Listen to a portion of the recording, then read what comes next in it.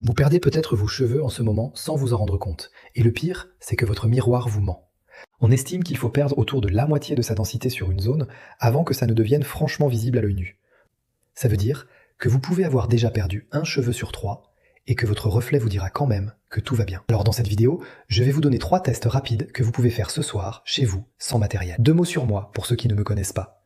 Je m'appelle Bruno, je suis à l'origine de Hair Mentor, où on accompagne chaque jour des hommes confrontés à la perte de cheveux. Et je suis moi-même passé par une greffe en 2022. Avant les tests, il faut comprendre pourquoi c'est si difficile à voir par soi-même. Votre cerveau voit votre visage tous les jours, il s'habitue, et il finit par ne plus rien remarquer. C'est pour ça qu'une vieille photo est toujours plus fiable qu'un miroir. Et surtout, la calvitie commune ne se manifeste jamais par une chute brutale. Elle commence par ce qu'on appelle la miniaturisation. En clair, vos follicules produisent des cheveux de plus en plus fins jusqu'à devenir invisibles. Donc, si vous vous êtes toujours dit qu'il faut voir tomber les cheveux pour s'inquiéter, vous cherchez au mauvais endroit. Ce qu'il faut regarder, ce n'est pas la quantité, c'est le diamètre. Première méthode qui est la plus simple. Au prochain shampoing, récupérez les cheveux restés dans vos mains et collez-les contre la paroi de la douche. L'eau suffit à les faire tenir. Si tous ont exactement le même diamètre, il n'y a rien d'anormal. Mais si vous voyez un mélange de cheveux épais et de cheveux très fins, vous êtes en train d'observer une miniaturisation. Et là, je veux détruire un mythe qui angoisse beaucoup d'hommes. Le petit bulbe blanc au bout du cheveu tombé, ce n'est pas votre racine arrachée. C'est simplement un cheveu arrivé en fin de cycle, et c'est parfaitement normal.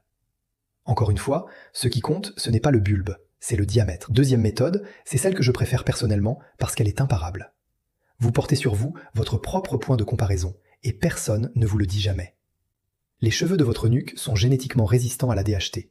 En clair, l'hormone qui étouffe peu à peu les follicules sensibles. Ces cheveux-là ne miniaturisent pas, ils restent épais quoi qu'il arrive, et c'est exactement pour ça qu'ils servent de zone donneuse lors d'une greffe. Voilà comment faire concrètement. Arrachez 2 ou 3 cheveux sur votre nuque, puis 2 ou 3 sur le sommet du crâne. Posez-les côte à côte sur une feuille blanche, et regardez. Si les 6 ont le même diamètre, c'est plutôt rassurant. Si ceux du sommet sont visiblement plus fins, vous observez une miniaturisation. Petit conseil, photographiez-les avec le mode macro de votre téléphone, puis zoomez, vous verrez des écarts totalement invisibles à l'œil nu. Troisième méthode, qui est la plus objective de toutes. Reprenez vos photos d'il y a 5 ou 10 ans, choisissez un repère fixe sur votre visage, un grain de beauté, une cicatrice, puis mesurez la distance entre ce repère et votre ligne frontale. Si elle a nettement augmenté, vous tenez quelque chose de sérieux.